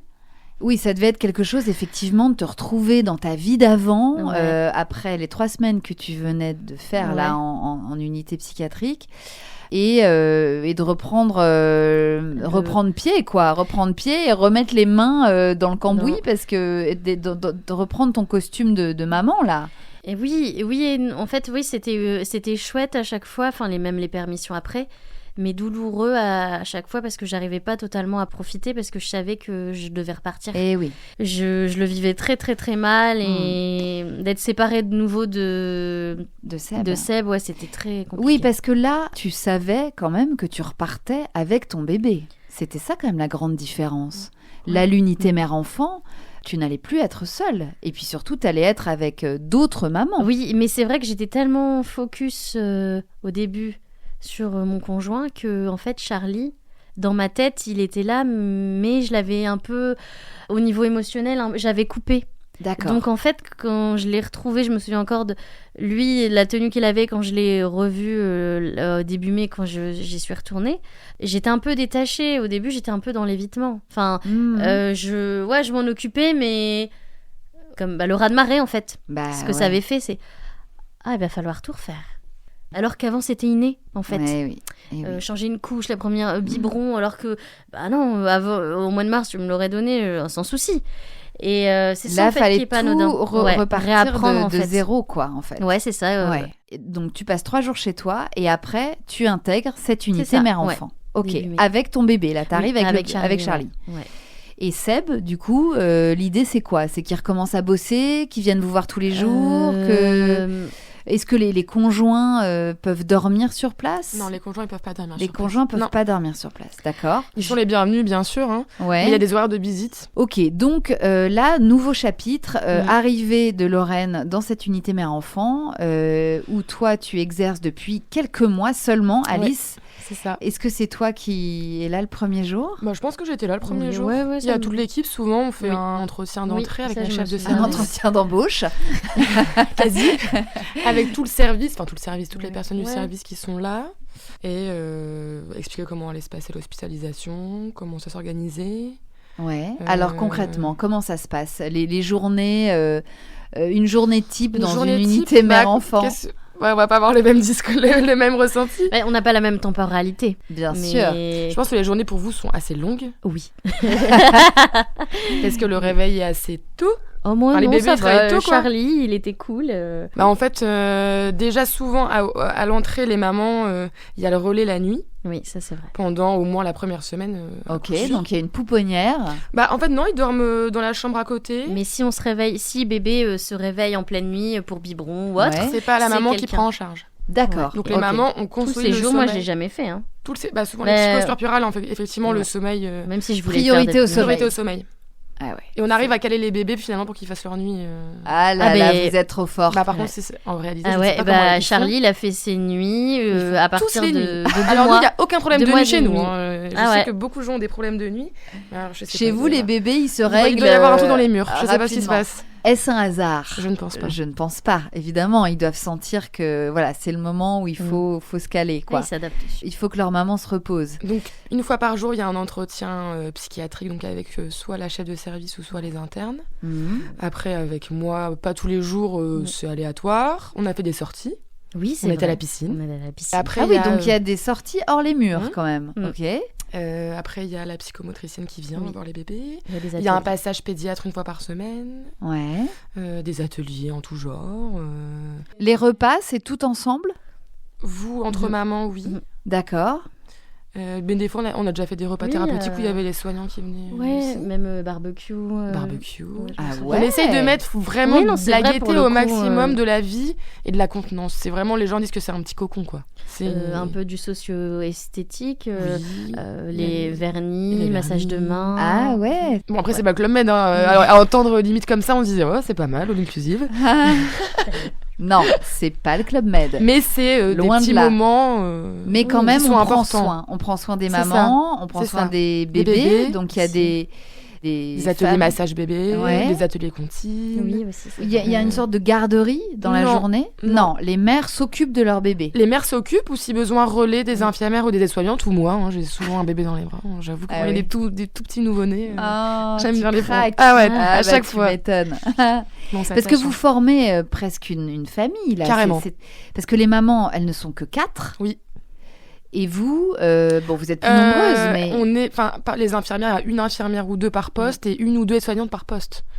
Donc tu vois, c'est tout petit. C'est tout petit. Elles sont des fois 2, des fois 4, c'est petit. Oui, et parfois certaines restent longtemps. Ouais. Donc tu as le temps de tisser des liens. Et bah oui. Enfin, je sais pas comment tu l'as ressenti. Et vous en êtes la preuve oui, éclatante. C'est sûr. Comme là, on est dans le quotidien, il faut que les soignants, entre guillemets, soient au plus proche des mamans. S'il y a trop de distance, c'est vrai que ça aide pas pour se sentir à l'aise, on va dire. Parce que vous, du côté des soignants, Alice, c'est quoi votre objectif quand une maman rentre chez vous, là ? Bon, l'idée, j'imagine, c'est qu'elle sorte le plus vite possible. Mais avec quels outils ? Quelles sont, vous, les cases à cocher pour la laisser sortir et retrouver sa vie normale ? Déjà, nous, on a 3 objectifs. C'est prendre soin de la maman, prendre soin du bébé et prendre soin du lien entre la maman et le bébé. Ouais. 3 objectifs. Comment on les aide ? Par tout ça, toutes ces activités, la thérapie derrière. Parce qu'il y a des mamans qui ont complètement coupé le lien avec leur enfant et où il faut justement tout. Des fois, ça arrive que des mamans arrivent, elles n'ont pas de lien avec leur bébé. Ouais. Mais parce qu'il y a eu des événements de vie auparavant. Oui, parce que vous n'avez pas que des psychoses puerpérales. Vous avez quoi d'autre comme pathologie ? Des grosses dépressions du postpartum qui nécessitent une hospitalisation ou des histoires de vie dramatiques, des gens qui ont perdu un premier bébé, qui en ont un deuxième. C'est très difficile de faire du lien. Ouais. Oui, le lien est vraiment au cœur c'est ça. de votre travail. C'est ça. Ouais. Et vous, est-ce que vous êtes vous-même suivi ? Est-ce que vous avez des endroits pour déposer tout ça là, tout ce que on fait des réunions encaissez d'équipe toutes les semaines. D'accord. Et en fait, après chaque entretien, donc en fait, je sais pas si c'est comme ça partout, mais les entretiens psychiatriques avec la psychiatre ou les internes, il y a forcément une équipe, une infirmière ou une aide-soignante qui est là, une étudiante ou un externe. En fait, c'est des gros entretiens. Des fois, on peut être... quand il y a le conjoint, des fois, on est peut-être 6 ou 7 ou 8 dans cette salle. Et en fait, c'est vraiment une discussion ouverte. Et après les entretiens, nous, on fait à chaque fois un débrief dans la salle de transmission où tout le monde débriefe de la situation, ce qu'il en pense. D'accord. Formel, informel. Il y a des regards différents sur chaque cas, pour justement trouver un avis commun. C'est ça. Et le meilleur traitement pour chacune. C'est ça. Et alors, de ton point de vue, Lorraine, les journées à l'unité mère-enfant, donc apparemment, sont un peu plus longues qu'à travers le regard d'Alice. Toi, tu as trouvé le temps long ? En fait, quand il y a des entretiens, des visites, ça va. Mais c'est vrai que, moi qui suis déjà de base assez active, en fait, comme je me retrouvais, j'allais de mieux en mieux. Ouais. C'était long de tourner en rond, entre guillemets. J'essayais de m'occuper, de colorier, de faire des activités. Je sais qu'il y avait des mamans qui n'avaient pas du tout de souci à regarder des films et tout. Moi, je me laissais pas porter parce que j'avais aussi cette idée où je voulais sortir, en fait. C'est vrai que je l'ai beaucoup répété. Ouais. Oui. Ça, au tout début de l'hospitalisation, à chaque fois, à chaque entretien, et je vais sortir quand ? C'était vraiment en boucle. Elle voulait sortir. Et un jour, l'interne, elle a dit « Bon, on va faire un jeu, on dit pas le mot sortie de l'entretien. » Et à la fin, elle dit « Excusez-moi, mais je vais sortir quand ?» Ouais, c'est vrai. Et après, on a dit « Il faut arrêter de se battre, en fait, pour sortir. » Parce que c'est une perte de temps, en fait. On perd notre temps à parler de la sortie. Là, il faut acter et être dans l'actif et pas penser à la sortie. Et oui. Laisser du temps au temps. Créer du lien, c'est au rythme de bébé, apprendre à connaître son bébé, prendre les conseils. Oui, les conseils, oui. Parce que je pense qu'elles ont un stock de conseils. Oui, j'imagine. Ouais. Et alors, justement, Lorraine, comment ça s'est passé pour toi ? Est-ce que tu as retissé ce lien avec Charlie au fur et à mesure des semaines qui passaient ? Oui, là pour le coup, je me souviens d'avoir fait des temps je passais du temps avec lui à le stimuler sur les tapis d'éveil, à lui lire des histoires, à lui faire des câlins. T'as pris plaisir à ça ? Ouais, c'est ça qui m'a reconnectée à lui. Je le massais beaucoup quand il était tout petit. Et ça t'émeut, ces souvenirs de massage ? Pourquoi ? C'est le premier contact qu'on a avec l'enfant. In utero, déjà, on peut faire l'autonomie, pas mal de choses. Donc, c'est vrai que le toucher, ça, jusqu'au bout de la vie, on est touché, on touche. Donc, c'est vrai que, c'est... C'est des bons souvenirs. Oui, c'est pour ça. Donc, ça, j'aimais bien. Discuter aussi avec les autres mamans. Elles ont chacune leur chambre, leur salle de bain. Mais il y a une cuisine commune, c'est ça ? Les repas, c'est ensemble. Les repas, c'est dans la salle de vie. Et la salle de vie d'activité où il y a les jeux un peu, il y en a 2, dont une dans la salle de vie. C'est ça, ouais. Donc il y a vraiment, vous passez quand même beaucoup de temps ensemble. Oui, ah ouais, non, c'est pour ça à moins de passer que... du temps dans sa chambre, mais nous, on s'est mis de passer en salle de vie avec le bébé, quoi. Ouais, ah non, oui, quand elles sont trop enfermées dans leur chambre, vous leur dites de allez, sortir. faut aller en salle de vie. Ah ouais. Ok. Et donc dans cette salle de vie, il y a quoi ? Il y a des jouets pour les enfants, il y a une télé. Oui, c'est ça. Il y a une télé, il y a les transats justement où on peut mettre les bébés avec nous quand on mange à côté. Il y a des livres. On peut faire aussi des activités manuelles. Je me souviens que j'ai fait une activité manuelle un cadre pour Charlie avec et décoré et voilà, il y a accroché. Okay. Des jeux de société. Ouais, aussi, c'est vrai. Ce cadre, il est émouvant aussi pour toi. C'est un souvenir émouvant. Ouais, je pense que c'est au tout début quand je suis arrivée, dans les quelques jours après que je sois arrivée, on m'a dit qu'il y avait un chariot d'activité et j'ai toujours aimé tout ce qui est activité manuelle.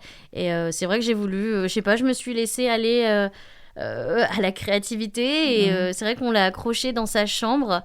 On l'a laissé dans ma chambre là quand j'étais hospitalisée et on l'a accroché dans sa chambre, et tous les matins il me le montre. Donc, tous les matins il te le montre. Donc je trouve ça bien.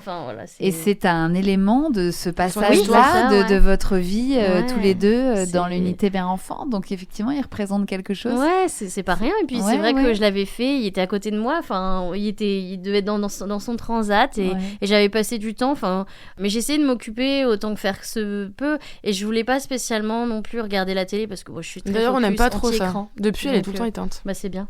Ouais. Et c'est le soir, elle est allumée quand les bébés sont couchés. Ces moments-là, ça permettait aussi de retrouver les moments du soir. Il y a la tisane en salle de vie. La tisane, regarder un programme. Bon, même si moi j'étais tellement focus sur j'ai peur de pas dormir que je me couchais super super tôt. Mais, alors que je suis pas du tout de base quelqu'un qui me couche tôt, mais à 21h30, 45, j'étais dans mon lit à attendre le sommeil, quoi. Tellement j'avais cette appréhension de faire une nuit blanche, mais ça permettait de retrouver des moments conviviaux et de se préparer. Ah bah oui, on peut avoir les moments du soir aussi, sans bébé. Il y a les aides-soignantes et les infirmiers qui font le clown aussi, qui essayent de faire de mettre un peu de gaieté. Et de parler aussi parfois de chacun, même si c'est les soignants, de leur vécu, de voyage, on échange, et ça c'est vrai que c'est ce qui donne envie aussi de se confier, et ce qui fait qu'on est à l'aise, des moments aussi de réveil musculaire, ouais. Oui, des petites activités sportives. Ouais, ça c'est bien, j'ai déjà fait 2 fois et... Oui, c'est une vraie petite vie dans la vie, communautaire, comme ça, le temps de quelques semaines. Et il y a les visites. Du Messie. Les visites du Messie. Donc ça, c'était tous les jours pour toi. Franchement, il y a peut-être eu 1 ou 2 fois où Seb, il n'a pas pu venir, mais sinon tout le temps. Okay. J'ai toujours eu des visites. Et à ce moment-là, les visites, c'est dans ta chambre ou dans la pièce de vie ? Dans la pièce de vie. Les papas, ils sont intégrés aussi. Ils venaient, ils donnaient le biberon. On les connaît à la fin, les papas. Ah bah oui, bien sûr. Et il y a d'autres gens que les conjoints qui peuvent venir ou pas ? Ouais. Toi, tes parents sont venus ? Ouais, mes parents, ils sont venus. Ok. Les portables sont autorisés ? Les téléphones alors, sur le papier, elles sont censées le rendre la nuit. Ouais. Mais je pense en fait, on laisse les téléphones. Mais si ça déborde trop, si elles dorment plus de la nuit parce qu'elles sont sur leur téléphone, on reprend les téléphones. D'accord. Mais ok, ouais, vous surveillez quand même un peu. Ouais. À quel moment, toi, Lorraine, t'as commencé à réaliser tout ce que tu avais traversé et à te sentir à nouveau toi-même et à envisager, avec l'équipe médicale évidemment, un retour à la vie normale ? Moi, je dirais fin mai, début juin. Donc au bout de un mois dans l'unité mère-enfant. Ouais. Et est-ce que rétrospectivement, t'as réalisé que t'étais partie dans des délires complètement infondés ? Est-ce qu'on t'a rapporté cette fixette du mariage, tout ça ? C'est beaucoup avec les séances en psychothérapie, pour le coup, où j'ai pu, entre guillemets, critiquer les pensées irréelles. Après, accepter et se dire, waouh. Accuser le coup, je pense que ça met vraiment du temps. C'est... Il y a une différence entre se rendre compte c'est ça. et accuser le coup. La prise de conscience. Et ce que j'ai vécu, c'est ça. J'ai encore parfois un peu du mal à pas l'accepter accepter parce que c'est ce qu'il est, mais de me dire, enfin, ça me fait toujours un petit pincement au cœur parce que bien sûr, et je le souhaite à personne, c'est pas censé se dérouler comme ça en fait, le postpartum. Et il faut accepter parce qu'il faut avancer, mais qu'est-ce qu'on en fait de ce moment, c'est pour ça que je suis là aussi aujourd'hui, en faire quelque chose de... En faire quelque chose. C'est la meilleure façon de transformer tout ça, cette épreuve. Et à quel moment tu as su, en ton fort intérieur, que tu te sentais apte et capable de retourner chez toi? Les permissions, je pense que ça aide. Hein. Ça aide beaucoup. Ah oui, il y a eu des permissions. Oui, nous, on essaie à ce qu'il y ait des permissions. Et souvent, des fois, les permissions, on les fait aussi pour que... les gens parfois se rendent compte, ouh là là, en fait, je ne suis pas du tout prête à rentrer. Même une nuit ou une journée, des fois, c'est très compliqué. Ouais. C'est donc ce qui ça t'est commence arrivé petit à petit, en fait. On fait une journée, puis une nuit. J'ai toujours fait des permissions. Parce qu'il y avait un bon étayage, en fait, au domicile. Ouais. En fait, j'ai toujours fait des permissions tout le mois de mai et le mois de juin, les 2-3 semaines de juin. Mais c'est vrai qu'il y avait une permission où je me suis souvenue, où là, j'étais en difficulté parce que Seb travaillait et je devais m'occuper de Charlie. Et j'étais un peu, pas désorganisée, mais je savais pas trop comment faire. J'appréhendais, en fait, j'étais focus sur le sommeil, mais sur lui. Est-ce que je vais réussir à l'endormir? Et c'est là où je me suis dit, et je l'avais même dit à Seb, j'ai dit, ah purée, c'est là où j'étais soulagée limite de rentrer à l'hôpital. Et un sentiment très ambivalent. Pourquoi je ressens ça? Et parce que je savais que j'avais peur l'appréhension que ça aille pas bien. Et je voulais, il fallait que je me sente en sécurité. Et après, voilà, les dernières permissions à partir de... C'était des longues permissions, oui, c'était 3-4 jours, 5 jours. Ah ouais, non, vraiment. Oui, au final, c'est vrai que c'est 2 mois, mais au final, beaucoup... avec vers la fin, des permissions. Pour voir le quotidien. Et après, ce qui faisait qu'après, on a mis en place des choses à la maison quand je suis rentrée pour aussi me soulager. Oui, la sortie, quand il y a une sortie, c'est très cadré. Ouais, c'est ça. Au revoir, bonne continuation. Ouais. Donc, ça se fait vraiment progressivement. C'est ça. Et donc, tu es sortie, Lorraine, à la fin du mois de juin. 23. 23 juin 2023. Ok. Et là, c'est mis en place un nouveau protocole avec un système d'hôpital de jour, c'est ça? Charlie a fait sa rentrée aussi à la micro-crèche. Parce que on avait déjà tout anticipé pour quand t'étais enceinte, crèche. Ouais. C'est ça. Et ça tombait bien. Elle a accepté de le prendre, faire son adaptation un peu plus tôt que prévu, dans l'optique aussi de soulager, que lui fasse son adaptation, que moi j'ai des moments à moi. Donc là, Charlie, il avait 4 mois, 5 mois? Tout pile 4 mois début juillet. 4 mois, ouais. Et donc là, t'as pu avoir des moments aussi chez toi, sans lui, pour te reconnecter. Se retrouver aussi. Se retrouver. C'est long. Et puis te retrouver avec Seb aussi, peut-être, tous les deux. Ouais, j'avoue que... C'était le plus douloureux, finalement, de te sentir éloigné de ton mec? En fait, c'était... Enfin, il le dit toujours. Enfin, c'est mon pilier. Donc, c'est vrai que... Ouais, j'étais un peu... on aurait dit que j'étais perdue sans lui. Ouais. Mais ça m'a fait du bien qu'on se retrouve, et surtout dans un moment aussi joyeux, en fait, d'avoir un enfant et de ce déchirement, d'être séparés. Tous les 3, il est passé de... tout seul, beaucoup, même avec l'étayage de la famille, des amis, mais avec un tout petit bébé, en couple parental seul. Je suis tout seul chez moi. Je suis seule chez moi. Il était séparé 2 mois aussi de il y a Charlie, finalement. Il y a ça aussi. Et oui. La balance. Ça a dû être très compliqué pour lui. L'attente aussi. Quand est-ce que vous rentrez J'ai une question qui est peut-être une mauvaise question, mais j'ai quand même envie de la poser, pardon. Vu que la fixette de Lorraine, c'était le mariage.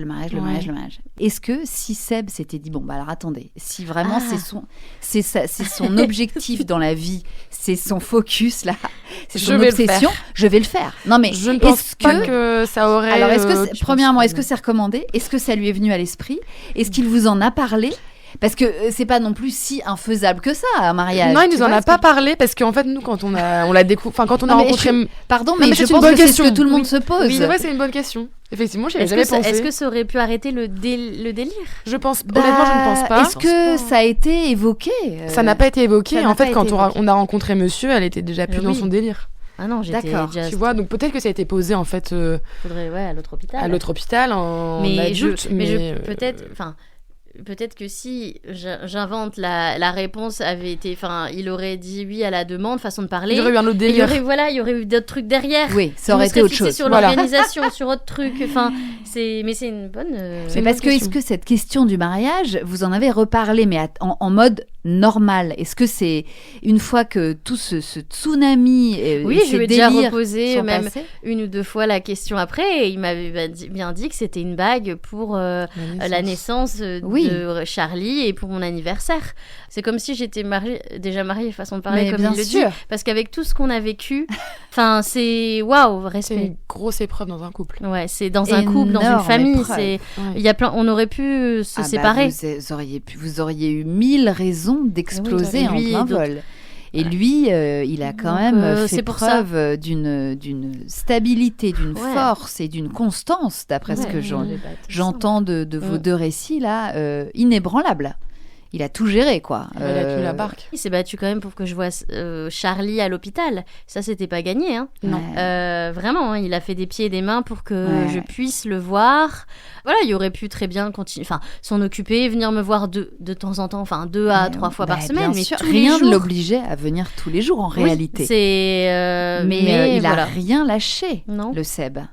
Et Non, ouais. mais vraiment, hein, Là, c'est vrai que- vous êtes un couple admirable pour ça, parce que c'est vrai que on dit souvent ce qui ne nous tue pas nous rend plus forts, mais alors là, pour Mais le c'est coup, vrai quand, que c'est. si votre couple a résisté à ça, je pense que C'est ce que. vous êtes engagé pour... C'est ce Pour que la il me vie. disait, parce qu'on parlait une fois, je parlais mariage et tout, et il me disait bah, regarde, il y en a certains qui divorcent, et il dit mais nous regarde, on a tout surmonté, on a surmonté quelque chose qui on n'y pensait même pas.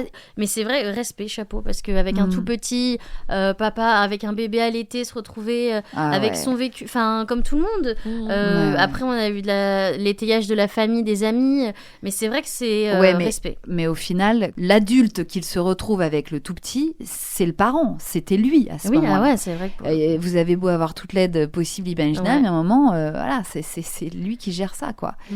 Donc, petit à petit, finalement, tu as repris une vie normale, aidée par l'hôpital de jour. c'est ça, Donc, ouais. combien de fois par... C'était 1 fois par semaine, semaine, puis ouais. après on a espacé, je pense. Bah, l'été est passé. Oui, après, Une c'était l'été. demi-journée après. Après, Par oui, ça a été rapport au travail. décroissant, quoi. Ouais, très Ok. bien, ouais. Donc, il y a eu l'été, ce premier été en famille, Mhm. qui s'est bien passé. Oui, impeccable. Ouais, impeccable. Ah ouais, vraiment, premières vacances. Et t'as non. pas eu de rechute du non, tout. Rien. Ah, rien. Là, Une fois que tu as quitté l'unité mère-enfant, après, ça n'a été que C'est ça, ouais. crescendo, quoi. Ouais. Enfin, crescendo vers le Oui. mieux, hein, évidemment. Ok, et donc en septembre, tu as recommencé le travail, tu as repris le boulot. même courant juillet. Courant juillet. Mais on n'était pas oui, pour, hein, d'ailleurs, ouais. ça. On Ah. disait, non, faut pas laisser passer l'été, allez. Ah ouais, Un petit On n'est peu. plus à 1 mois près. Un tout petit peu en juillet, mais vraiment light. très light. Ouais, ouais. Et après en septembre, à mi-temps, on va dire. D'accord. À mi-temps. Ok. La Charlie était donc gardée À la crèche. à la crèche. Toi, tu avais repris le boulot. Oui. Oui. Donc là, ça commençait quand À même à un rythme. ressembler à la vie d'avant, Ouais. avec votre bébé, quoi, Ouais. avec un petit garçon. C'est ça. S'articuler, les Ouais. sorties, le sport, les sorties entre copines, aller chercher Charlie, les Mhm. courses, enfin le quotidien avec nos propres sorties personnelles et aussi nos sorties communes. Ouais. Le quotidien, en fait, la routine. Alors là, ça fait 1 an, du coup, quasiment jour pour jour, que, Oui. que tu es sortie de l'unité mère-enfant. Tout à fait. Est-ce qu'il te reste des... Alors, je vais mettre des gros guillemets, des séquelles de cette période-là, ou est-ce que tu dirais que tu es vraiment redevenue toi-même ? Parce que Je- Alice, tu disais que ça peut mettre 1 an à complètement... C'est vraiment 1 an dans la disparaître. globalité à vraiment encaisser, comme je Ouais. disais, accuser le coup, comprendre ce qui s'est passé, comprendre c'est quoi la maladie, Ouais. accepter. Mm. Ça, c'était un peu long à accepter. C'est un travail de deuil, hein, C'est un peu. directement, du postpartum. De deuil du postpartum rêvé. Ouais. Alors, je pense pas avoir de séquelles. Je fais justement très attention à tout ce qui est, on va dire, facteur de stress qui pourrait... Voilà, je m'écoute beaucoup plus. Par rapport au travail, je me limite. Après, c'est vrai que là, vu que ça fait qu'un an, il y a des dates anniversaires ça, c'est souvent... qui renvoient. Et bien sûr. En janvier, d'autres dates. On se souvient de là où on était l'année dernière. Quoi. Et en fait, d'entendre les oiseaux. Enfin, ça peut paraître anodin, mais moi, j'adore entendre les oiseaux le matin. Et c'est quelque chose qui m'avait manqué. À l'hôpital, il n'y avait pas les oiseaux. Sûrement, mais pas. Mais en fait, c'est quand on se prépare le matin et qu'on entend les. Enfin, je trouvais ça apaisant. Donc, et là, je me dis je savoure en fait le fait des petits bonheurs du quotidien parce que d'être hospitalisé autant de temps, même si c'était nécessaire, retrouver quand on est contraint et qu'on peut plus faire vivre sa vie comme on l'entend, c'est vrai que voilà. Donc j'essaye de bénir tout ce que je peux voir au quotidien.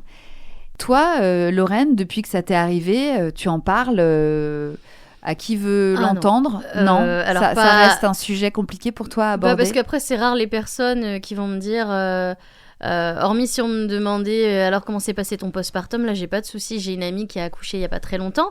Au début, par message non, mais quand je l'ai vue avec sa petite fille de 3 semaines, 1 mois, je lui ai raconté. Alors dans les grandes lignes, mais il faut que ce soit constructif en fait, pas juste de le dire pour dire de le dire aux personnes quoi. C'est sûr que le terme psychose tout de suite, ça fait peur. On imagine, c'est hyper flippant. On met tout et n'importe quoi derrière. Et surtout, il faut bien dire et répéter que ça n'a rien à voir avec une dépression du postpartum. Rien à voir. Très important de le dire. Très important. Très important. Oui. C'est pas une grosse dépression, ou c'est pas une dépression qui va trop loin ou qui devient grave. Pas du tout, c'est vraiment 2 choses différentes. Oui, c'est vraiment ces délires psychotiques qui sont le dénominateur commun et qui sont l'élément central en fait. Et finalement, c'est pas la même symptomatologie quand on fait... Non, non, parce qu'elle n'était pas déprimée finalement, Lorraine. Non. Elle était dans son délire de mariage. Bien au contraire. Vive la vie. C'est ça, je faisais ma checklist des invités, moi. Non, mais c'est ça. Oui, non, j'étais pas... Ça n'a rien à voir. Non. J'ai une question, Alice. Oui. Est-ce que quand on a vécu une première fois une psychose puerpérale et qu'on envisage éventuellement de faire un 2e enfant, est-ce qu'il y a des risques que ça se reproduise? C'est pour toi la question. Une chance sur 2. Une chance sur 2. Ouais, c'est beaucoup ça. C'est beaucoup. Ouais. Et c'est souvent ça la problématique de l'après.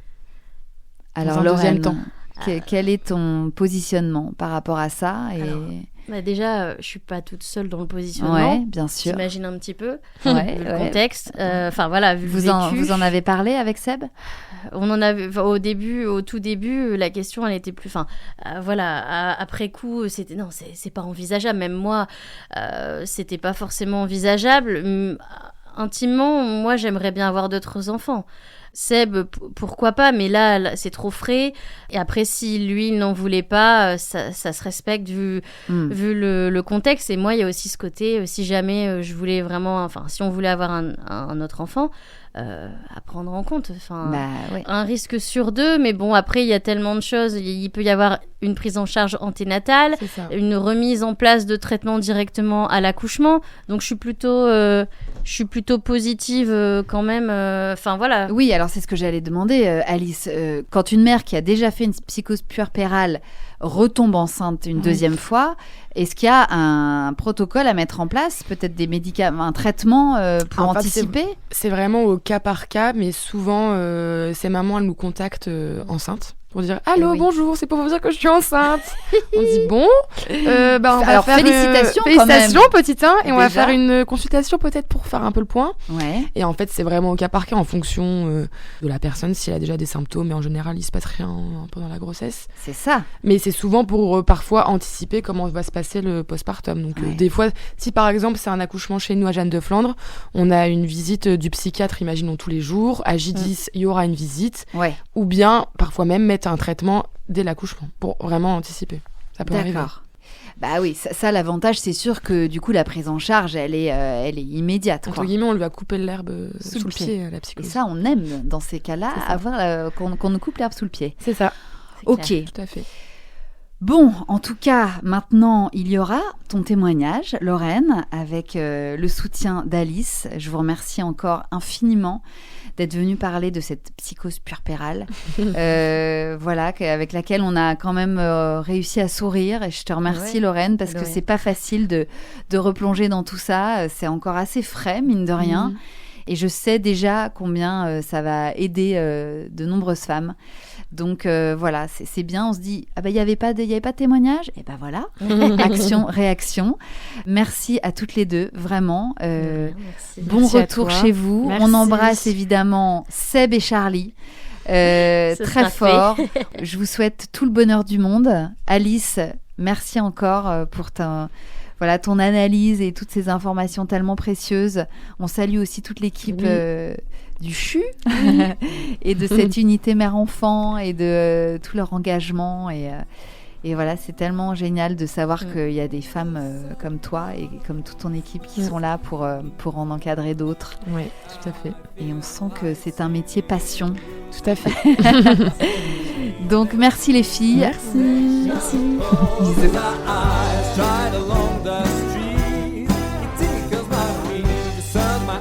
Et voilà, c'est la fin de cet épisode qui, je l'espère, vous aura plu.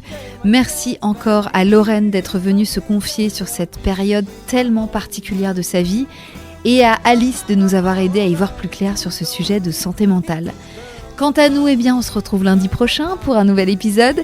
D'ici là, si vous voulez papoter avec nous, c'est sur Insta que ça se passe, sur le compte bliss.stories.